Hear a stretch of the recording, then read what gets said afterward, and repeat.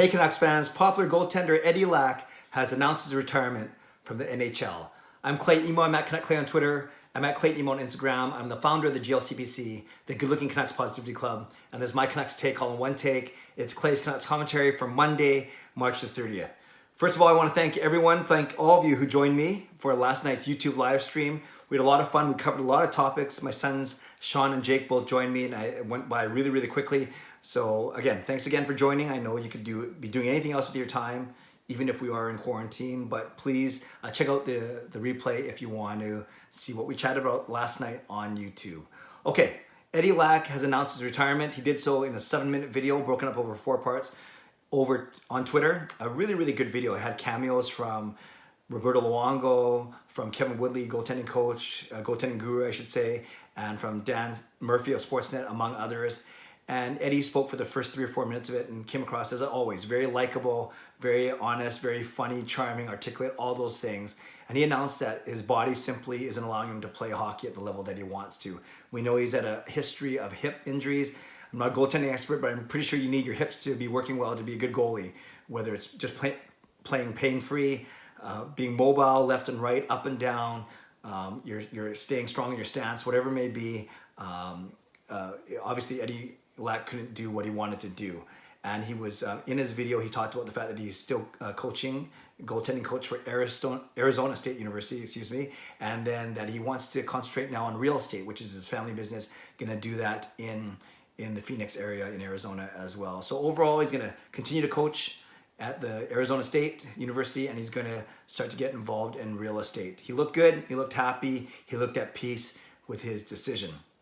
Now, it's really too bad about his hip injuries because it derailed what could have been a promising NHL career. He had the most success in Vancouver, and he made mention of that in his video, thanking all the Canucks fans for being a big part of his life. Also mentioned Carolina and wished that he could have played better for them. So 2 seasons Vancouver, 2 seasons Carolina, and then a cup of coffee in both Calgary and New Jersey, only playing 4 games for both of those teams. So let's track Eddie's career really quickly, and then we can talk about your favorite memories of him.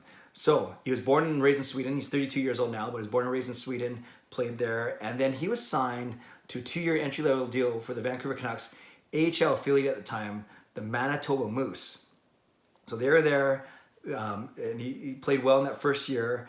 And then, I don't know if you knew this, at the end of that first year, 2010-2011, in May 2011, he was actually called up to to travel with the Canucks during their playoff run in the middle of May. So that was behind, of course, Roberto Luongo and Corey Schneider in 2011. So he's basically like a practice reserve goalie. So that was good experience for him. Then, and that offseason, the Manitoba Moose with the Winnipeg Jets re-entered the NHL. So Manitoba had to move their farm team. They moved over to St. John's, Newfoundland, too far for the Canucks. So they ended up taking on the Chicago Wolves as their AHL affiliate. So Eddie Lack played for Chicago Wolves for 2 seasons, played well, and then in October 2013, he made his debut for the Canucks, backing up Roberto Luongo, and that started the 2 seasons that he played for Vancouver, 2013-14 and 2014-2015. And I have up his stats right now. In those two seasons, he had 16 wins in the first season, 18 wins in the second season. He had goals against average of 2.41 and 2.45, save percentage of 912 and 921. So really, really good numbers actually. Especially a save percentage numbers of 921 in the second season. And it was in that first season in March 2014 where most memorably Eddie Lack started ahead of Roberto Luongo in the Heritage Classic at BC Place. It was Vancouver losing to the Ottawa Senators. And what was fascinating about that game is we knew how much Roberto Luongo wanted to play in that game. We knew that Roberto Luongo had just come back from the 2014 Olympics, and whatever the case may be, John Tortorella felt that Eddie Lack gave the Vancouver Canucks the better chance to win. That was the straw that broke the camel's back, the last straw, whatever you want to call it. Soon afterwards, Luongo was traded to Florida with some other in a package that included Jacob Markstrom coming back. So for the rest of that season, it was Lack and Markstrom, and then it was Lack and Markstrom again until Lack got traded at the end of the 2014-15 season, 3 days before he was become a free agent. Then, of course, Ryan Miller comes over, and then it became Miller and Markstrom going forward. So Eddie Lack, 2 strong seasons here with the Vancouver Canucks, what we remember most, probably the highlight, was indeed him playing in the Heritage Classic, even though he lost. Also some big wins in there, some losses in there as well. And what Canucks fans loved about him was how accessible he was on social media, in the community, playing video games with people, hanging out on Twitter, whatever it may be, his love for tacos, all these things, and just how playful he was, not only with Luongo, but with the rest of his teammates, the fan base, the media, all those things. So Eddie Lack became a very, very likable player, likable character, so much so that, almost, it wasn't, he could do no wrong. And I don't mean that in a bad way. It's not like he would have done anything wrong, but I think fans really liked him. And it's not another reason why Luongo left, but Eddie Lack was always one. The whole Luongo-Lack combo was a very, very popular combo, even making funny skits for SportsCenter, whatever it may be. So overall, Eddie Lack, a very, very popular player. And you'd think that he was actually here longer than 2 years. He only played with the big club for 2 seasons, but he had been in the organization for 5.5 years, I should say, 5 seasons before he got traded to Carolina. So yeah, so some of the memories from Eddie Lack. Also put down in the comments below what your memories of Eddie Lack were when he was here in Vancouver. Was it Heritage Classic? Was it all the taco jokes? Was it any particular media appearance or relationship with any players or any game performance? He had some big games for sure, but that Canucks team, they made the playoffs in his first season, his second season. They didn't make it in 13-14. That was the Tortorella year. Although they were doing really well until Tortorella decided to try and rush the Calgary Flames dressing room in January 2014. And then 2014-15 year, they did make the playoffs, and Miller and Lack both played in that playoff series. I think Lack started actually, and then Miller took over in that first round exit to Calgary. So he did get to play out in one playoff series with the Canucks. Gets traded to Carolina just before July 1st, 2015. And actually the Canucks, not bad in the return. They got a 3rd round pick in the 2015 draft, 2015 draft, and then a 6th round pick in the 2016 draft. So in the 2015 draft, does that make sense? If he got traded, on June 27, right at the draft. So on that day, the Canucks selected in the 3rd round Guillaume Brisebois, our defenseman who is still in Utica. And Brisebois has, we're still trying to see if he's going to be a full-time NHL player, but he's still in our system. And Brisebois was who we picked in the 2015 3rd round.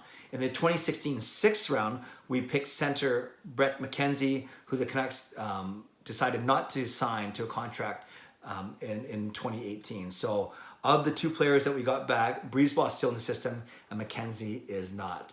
And Eddie Lack's retired. So if Brisebois plays anything, you could argue that if Brisebois plays in the NHL, you could argue that was a win for the Canucks. So Eddie Lack goes to Carolina, 2 seasons there, plays 34 games and then 20 games. Numbers not as good.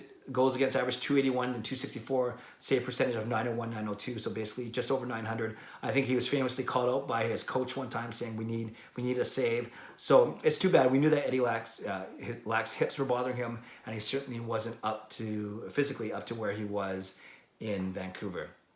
At the end of 2 seasons in Carolina, gets traded to Calgary, only lasts 1 year there, appears in only 4 games, and then he gets traded mid-season to New Jersey, only plays 4 games with them. Numbers not great. In Calgary, 5.29 goals against, 813 save percentage, and in New Jersey, 3.18 goals against, and 903 save percentage. So obviously his best numbers were in Vancouver when he was healthy, probably battling through some pain, or maybe that's where his hip injury started, or at least perpetuated, but never the same actually after he left Vancouver. So we are blessed in Vancouver that we had the best of Eddie Lack, so to speak.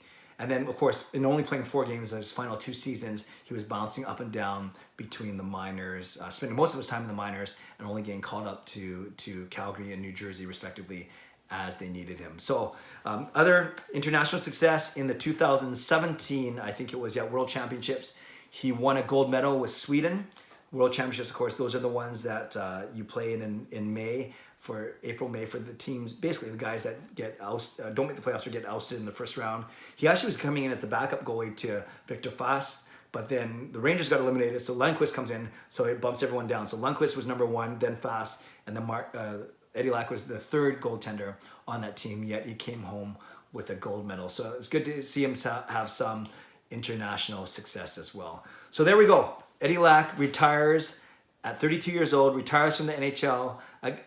excuse me, again, you can see his full video on Twitter. So I'd love to hear from you, Canucks fans. What were your favorite memories of Eddie Lack, whether on ice or off ice?